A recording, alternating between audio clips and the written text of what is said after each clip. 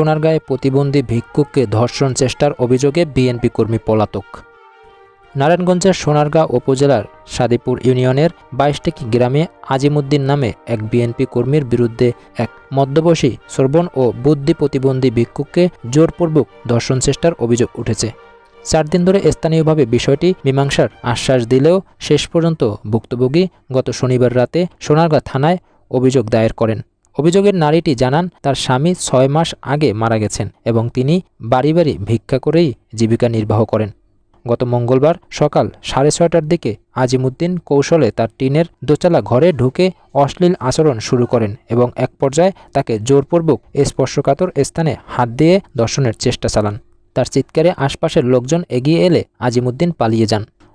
ঘটনার পর স্থানীয় গণ্যমান্যদের অভিহিত করলে সোনারগাঁ থানা বিএনপির ছাত্র বিষয়ক সম্পাদক সোহেল রানা বিষয়টি সালিসের মাধ্যমে নিষ্পত্তির আশ্বাস দেন বলে অভিযোগকারীর দাবি।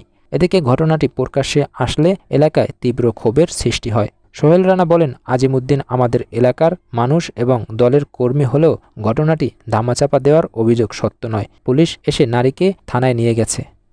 বার্তা টাইমসের প্রতিবেদন অনুযায়ী অভিযুক্ত আজিমুদ্দিন ঘটনার পর থেকেই পলাতক। তার ব্যবহৃত মোবাইল নাম্বারেও যোগাযোগ করা যায়নি।